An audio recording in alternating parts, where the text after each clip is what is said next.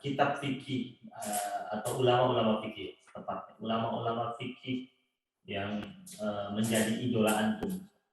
Siapa ulama-ulama fikih? Yang salaf sama yang mutakhirin. Salaf ya. Agak sulit juga ya nih pertanyaannya. Yang salaf kayaknya semuanya idola antum. Semuanya idola antum. Karena memang saya paling senang itu tentu saja karena saya senang usul fikih ya. Saya senang kepada muassis usul fikih yaitu Al-Imam Asy-Syafi'i ya. Tentu saja apakah lewat kitabnya misalkan Ar-Risalah, kemudian ini kitab usulnya ya, gitu Ar-Risalah ini. Kemudian bagaimana tatbiqat ya atau bagaimana mentatbiqkan usul fikih teori beliau itu misalkan dalam kitabnya Al-Um atau misalkan di rekod ya. Direkod atau direkam juga oleh para murid beliau ya, atau disebut juga dengan ashab Asy-Syafi'i. Nah itu memang luar biasa Imam Syafi'i ini, karena beliau itu seolah-olah seperti tawazun ya waktu itu.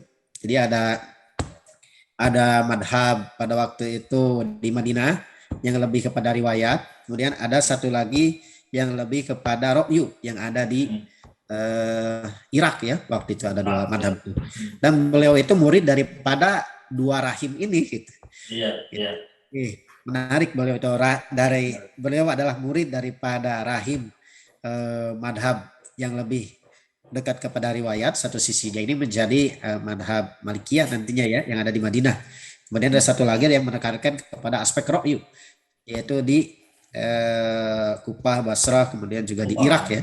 Gitu. Nah ini menarik, posisi Imam Syafi'i ini murid daripada dua madhab besar ini, kemudian beliau seolah-olah meracik ya, mencari jalan tengah. Kalau dalam bahasa filsafat itu mungkin mensintesakan ya, gitu.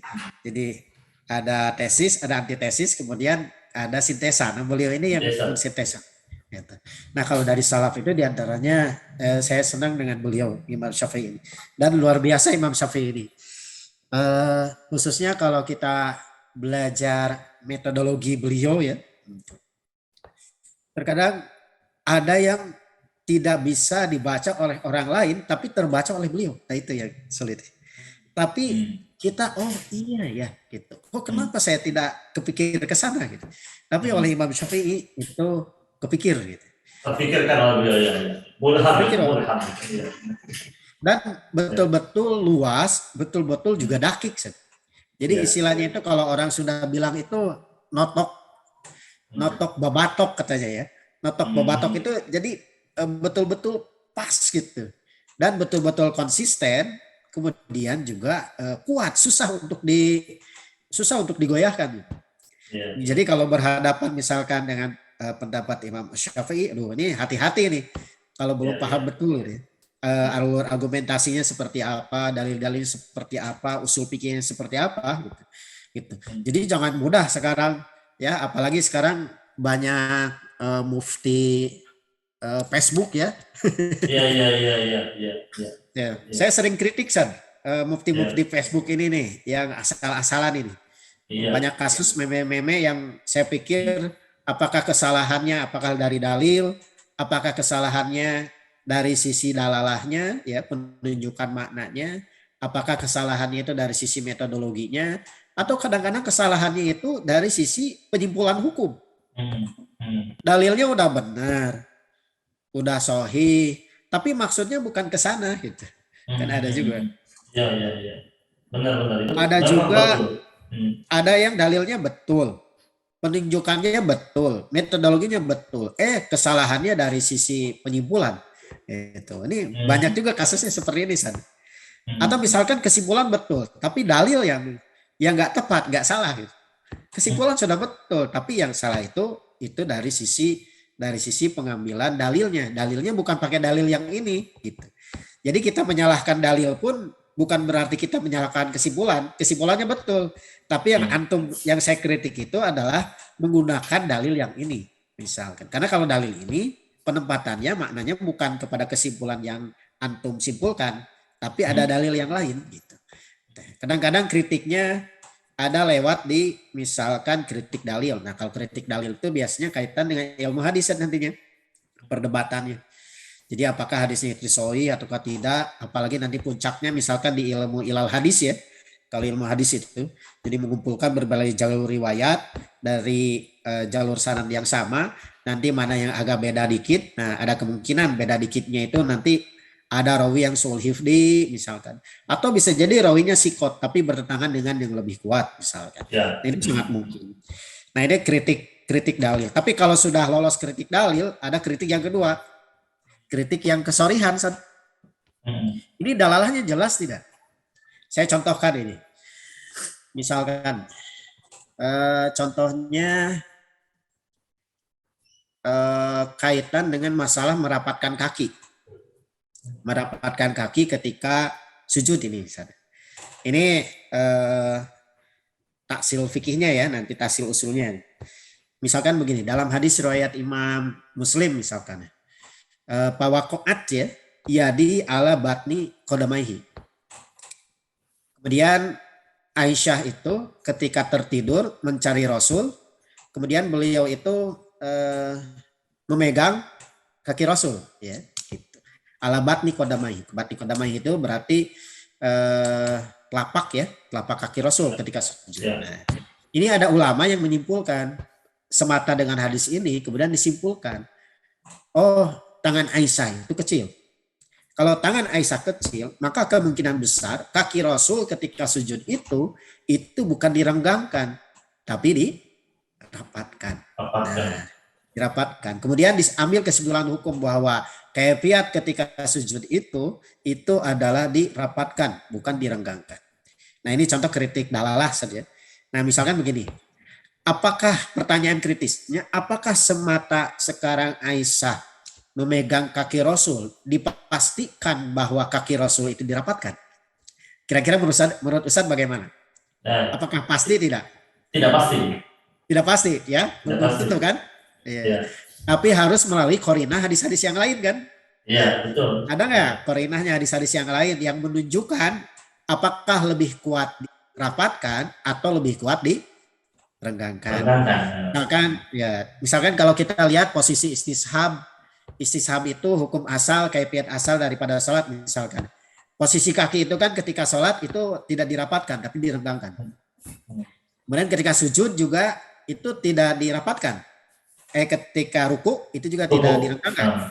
Tetap tidak dirapatkan ya, tetap renggang. Kemudian juga ketika takbiratul i'tidal juga sama ya. Nah, jadi ketika sujud pun nah ini juga sama. Nah, ini contoh bagaimana penjelasan hadis oleh hadis yang lain untuk menentukan apakah posisinya itu korinahnya itu lebih dekat direnggangkan ataukah lebih dekat dirapatkan. Karena kalau semata hadis tadi saja kemudian disimpulkan itu dalalahnya kurang jelas, kurang sorih istilahnya itu ya. Nah, ini contoh ini kritik dalalah itu seperti ini San. Ada lagi terkadang kritik kesimpulan. Nah, kalau kritik kesimpulan itu kadang-kadang dalil betul, dalalahnya sudah betul, tapi ini kesimpulannya ini yang salah gitu. Termasuk kadang taklilnya yang salah. Contoh misalkan, mohon maaf, kemarin ada meme terkait dengan masalah BH ya, Ustadz pernah baca atau pernah lihat meme ini? Iya. Memakai BH itu haram? Iya. Karena apa?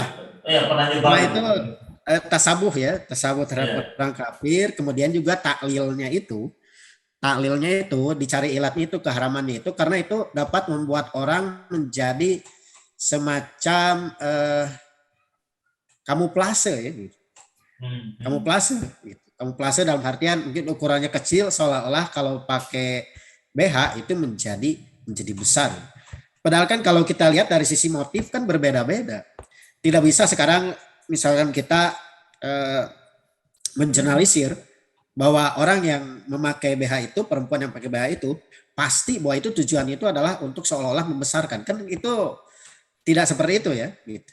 Mohon maaf ini bahasannya ke sini, karena memang ini jelas ya, Vicky. Saya mencontohkan ini bagaimana kesalahan dalam penyimpulan hukum, kemudian juga kesalahan dalam cari ilatnya itu. Jadi ilatnya tidak mendobit. Orang pakai BH ya beda-beda motifnya.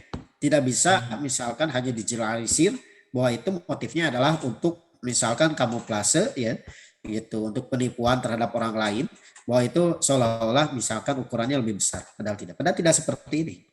Nah, ini mungkin contoh-contoh saja San, dari beberapa saya sering kalau lihat, mungkin silakan saja di Facebook saya Ginanjar Nugraha, itu ada beberapa kritik saya terhadap meme-meme yang sering berseliweran ya gitu. Jadi terlalu memudahkan untuk dunia istinbatul ahkam ini. Padahal itu harus melalui proses yang benar, melalui metodologi yang benar, kemudian proses penyimpulan pun itu harus benar. Ya, jadi ini berbagai ilmu di sini juga. Apakah ilmu hadis, ilmu ushul fikih, kemudian juga ilmu balaghah, termasuk juga dalam sisi penyimpulan itu harus ada ilmu mantik juga di sini, ya, ilmu mantik supaya memang nanti konsisten, ya, supaya nanti konsisten. Jangan sampai kesimpulannya justru malah bertentangan dengan kesimpulan dia sendiri pada tulisan yang lain misalkan. Mungkin itu sedikit berbagi pengalaman. Baik. Terima kasih. Ini banyak sekali, Masya Allah, pemirsa sahabat langit.id, banyak ilmu yang kita dapat ini dari Ustaz Ginanjar Nugraha, khususnya juga berkaitan dengan hukum-hukum fikih yang kekinian. Selanjutnya nih Ustaz, yang masih ingin saya tanyakan ke Ustaz ini kan mengenai profesi Ustaz sebagai penasihat perkawinan. Ini kan kalau kita lihat di statistik itu Jawa Barat itu termasuk angka perceraian yang cukup tinggi di Indonesia. Betul. Bahkan mungkin hampir 50.000 lebih di Jawa Barat itu kasusnya. Iya. Nah, ini saya mau minta pandangan Ustadz ini, karena kebetulan Ustadz ini wilayah kerjanya ini kan wilayah Jawa Barat. Memang ini sedikit ironis sebetulnya, Sad. Ironisnya itu Jawa Barat terkenal sebagai basis masa Islamis ya, gitu, santri dan lain sebagainya. Termasuk juga yang besar itu di Jawa Timur, Sad. Jadi dua daerah ini, Jawa Barat dan Jawa Timur. Dan Jawa Timur juga itu jadi basis ya, basis masa Muslim yang mayoritas di sana banyak, dan keislaman juga banyak. Memang ini agak sedikit ironis juga gitu. Tapi memang yang kedua, kalau kita lihat dari segi sebab, itu kalau menurut penelitian dari Kementerian Agama, kemudian juga dari Badan Peradilan Agama ya, itu setidaknya ada 4 sebab besar ya. Yang pertama itu karena adanya ketidakharmonisan rumah tangga, ini faktor terbesar. Yang kedua itu karena faktor ekonomi, ini juga besar faktor ekonomi. Kemudian yang ketiga itu karena faktor adanya orang ketiga, ya, ini juga lumayan besar. Kemudian yang keempat itu faktor karena ini pernikahan dini juga gimana? Pernikahan dini, pernikahan dini juga masuk, ya, pernikahan dini juga masuk. Itu walaupun itu kecil, tapi memang nantinya pengaruhnya kalau pernikahan dini ini adalah kepada efeknya, efeknya misalkan berapa persen daripada kenapa penting adanya bimbingan pranikah. Karena banyak orang yang masuk dunia pernikahan itu belum mempunyai ilmu pernikahan yang memadai. Gitu. Belum punya ilmu pernikahan. Misalkan kaitan dengan bagaimana mengelola konflik dalam rumah tangga. Ya, itu. Misalkan begini, saya baca saja misalkan ini dalam buku Mahmud Al-Misri ya, itu tentang pernikahan itu. Jadi jangankan kita, setingkat Rasul, ya, para sahabat Rasul pun sama kalau masalah rumah tangga. Artinya bahwa Rasul juga hampir pernah bercerai kan dengan istri-istrinya, bahkan diberi pilihan istrinya itu. Silakan mau ikut ya, kalau mau harta ya silakan. Kalau mau ikut ya silakan. Berarti kalau mau ikut ya dengan risalah, dengan Nabi, ya berarti harus menerima konsekuensinya. Sampai seperti itu kan. Saya bahkan menemukan dalam risalah Nabawiyah itu ada metode-metode khusus Rasul itu, ada sekitar 7-8 lah. Terkadang Rasul juga hanya sekedar guyon ya, kalau ada soal problem rumah tangga itu. Terkadang beliau misalkan dibiarkan saja, nanti juga akan reda dengan sendirinya. terkadang juga beliau menyelidiki misalkan sampai tahqiq seperti kasus masalah kebersihan Aisyah ya. Waktu itu hadis tentang ini tentang kebohongan ya, hadis sul ifki itu. Ya. Betul, hadis sul ifki. Itu juga itu berarti lewat penelitian Rasul itu, menunggu dulu gitu. Nah, terkadang dalam dunia rumah tangga juga seperti itu. Sebetul ada bayan yang jelas ya. Bayan bukti saksi yang jelas, maka tetap berlakunya itu adalah istishab ya. Istishab dalam artian bahwa seorang itu asalnya itu adalah tidak bersalah. Kemudian juga ada terkadang Rasul juga berpisah ranjang ya, gitu. Kadang berpisah ranjang. Kemudian terkadang juga Rasul kalau memang sudah keterlaluan, bahkan beliau pun suka marah, gitu. Tapi marahnya tentu saja tetap bukan marah berdasarkan emosi ya, tapi karena marah berdasarkan pertimbangan syariat. Contohnya misalkan Rasul pernah menasihati Aisyah ya, seandainya kalamu itu kalau misalkan berbentuk sesuatu kemudian dilemparkan ke laut, niscaya itu laut pun itu akan menjadi hitam misalkan. Cemas semuanya lautnya. Ya. Betul. Kadang langsung seperti itu. Kadang itu Rasul juga punya kisi-kisi dalam rumah tangganya seperti tadi. Bagaimana menghadapi rumah. Termasuk pilihan terakhir adalah pilihan untuk perpisahan diantaranya. Rasul juga mengajarkan itu. Perpisahan itu memberi pilihan. Kalau memang sudah tidak sejalan ya silakan. Kalau mau berpisah misalkan. Walaupun asas pernikahan itu pada asalnya adalah tetap dipelihara. Asasnya itu. Asasnya itu dipelihara. Termasuk juga ketika saya menangani kasus-kasus pernikahan, segawat apapun saya tetap berusaha untuk sebisa mungkin kalau masih ada celah gitu. Ada celah, tetap harus bisa islah. Kecuali kalau memang persoalannya sudah sampai saling menganiaya, saling mendolimi, nah sepertinya itu sudah keluar. Nah mungkin itu beberapa PR ya diantaranya. Jadi memang faktor terbesar itu karena faktor ketidakharmonisan. Ya, faktor ketidakharmonisan. Yang kedua adalah faktor karena ekonomi. Ekonomi juga banyak. Ya, ekonomi banyak itu bukan berarti karena tidak dinafkahi. Bisa jadi juga karena tidak transparan dalam masalah keuangan misalkan. Kalau beli sepeda gunung yang harganya 10 juta, 15 juta misalkan langsung dibeli. Tapi kalau minta buat beras misalkan sulitnya minta ampun misalkan. Dan lain sebagainya. Gitu. Termasuk juga misalkan seperti pinjol. Nah ini pinjol juga berperan penting ini sekarang saat jadi faktor keretakan rumah tangga. Jadi ada yang minjam, kemudian istri minjam, suami nggak tahu. Suaminya nggak tahu, San.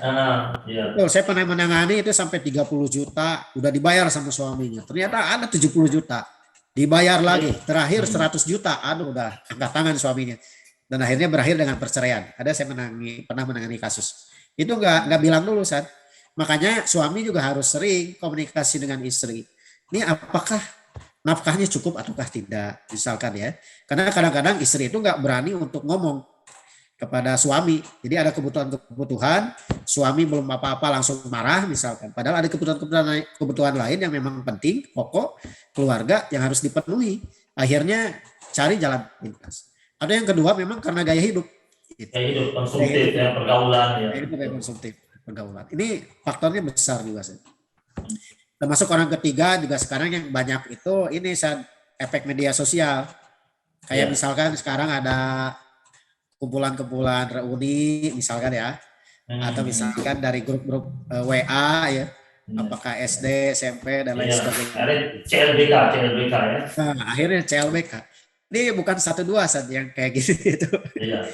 Bukan berarti menafikan daripada kemaslahatan ya, tidak. Pada akhirnya kan kembali ke orangnya saja. Gitu. Apakah dia bisa menjaga diri ataukah tidak gitu. Menjaga diri ataukah tidak. Itu salah satu kuncinya. Termasuk juga masalah lain itu tadi tidak adanya tanggung jawab daripada suami ataupun istri. Kemudian juga satu lagi yang faktor penting itu ini kaitan dengan masalah kemaksiatan. Ini juga sama. Misalkan si suami pemabuk atau si suami penjudi ya gitu. termasuk orang ketiga. Nah, orang ketiga ini bukan berarti adanya pil atau will, apakah ada pria idaman lain atau wanita idaman lain. Terkadang juga misalkan mertua ya, Ya. ataupun kakaknya, Atau atau bisa jadi ipar-iparnya. lingkungan, Ya. lingkungan itu juga mungkin saat Ya. lingkungan.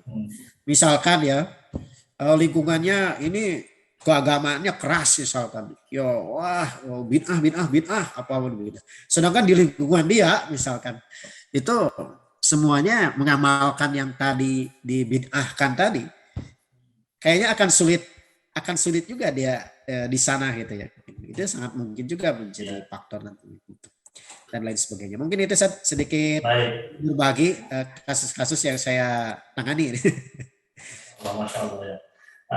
Baik Ustaz, kita sudah sampai di penghujung pertemuan Alhamdulillah. kita di hari ini, dan sebagai penutup kami minta pesan singkat dari Ustaz buat sahabat Langit 7. Silakan. Yang pertama, saya mengapresiasi kegiatan ini, kegiatan dari mendengar lebih jauh dengan Ustadz ini ya. Tentu saja masing-masing Ustadz tentu saja unik ya, dengan pengalamannya masing-masing. Dan mudah-mudahan juga menjadi ibroh tentunya bagi kaum muslimin secara umum. Karena jangan sampai menjadi salah idol ya, gitu. Karena orang sekarang banyak yang muda-mudi itu idolnya gitu ya. Apa yang dia anggap sebagai itu justru malah yang di luar gitu. Nah, dengan acara seperti ini mudah-mudahan bisa membuka perspektif, kemudian juga dapat menjadikan wah Ustadz Anu nih idolanya, nah, itu lebih baik ya itu daripada yang tadi.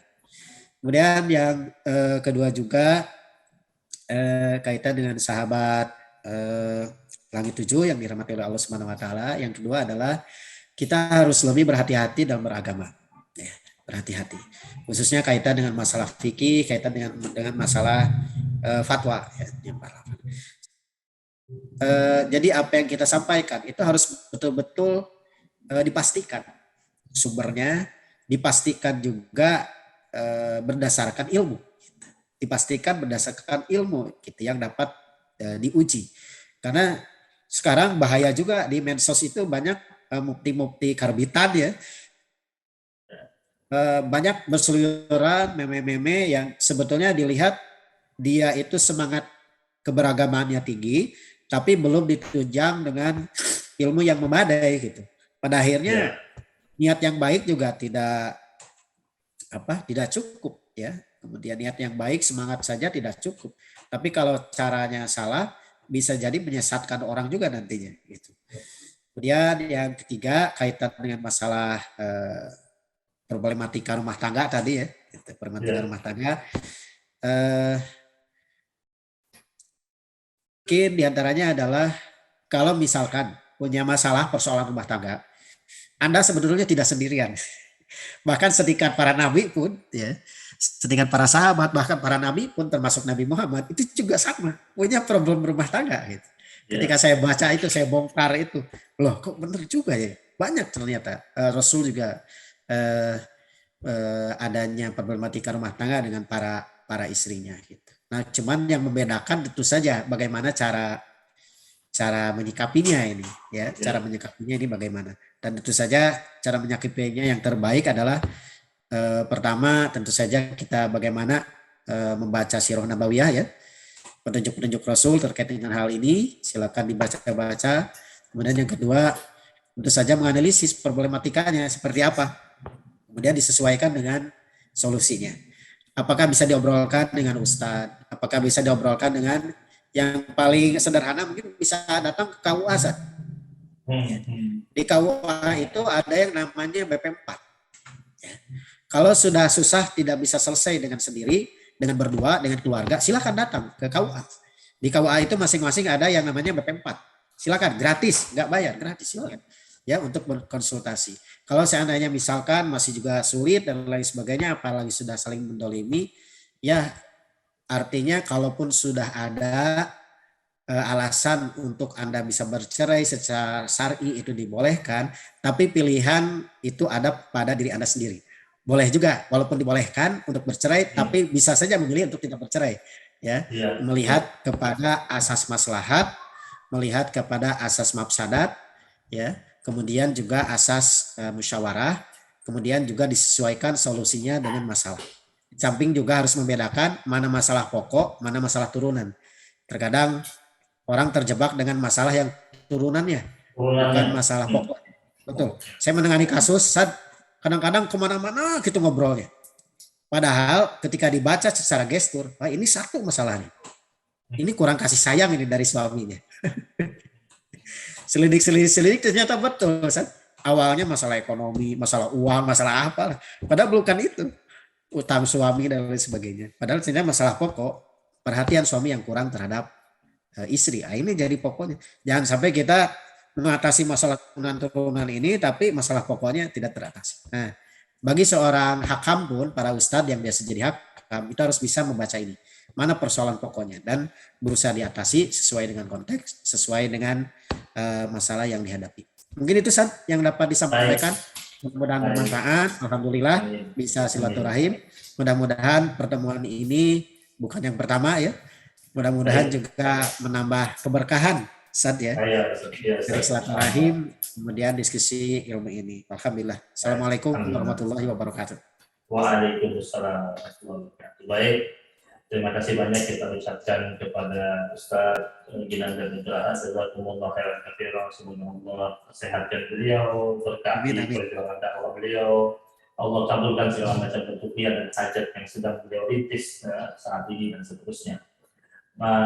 Dan sahabat Langit 7 dimanapun Anda berada, demikian tadi obrolan kita, diskusi kita yang begitu indah dan hangat dengan guru kita Ustaz Ginanjar Nugraha, yang kita persilakan kepada jamaah sekalian, kepada pemirsa sekalian Langit 7 dimanapun Anda berada, untuk mengambil pelajaran-pelajaran indah yang terangkum dalam dialog ini, dan semoga bermanfaat buat kita semuanya.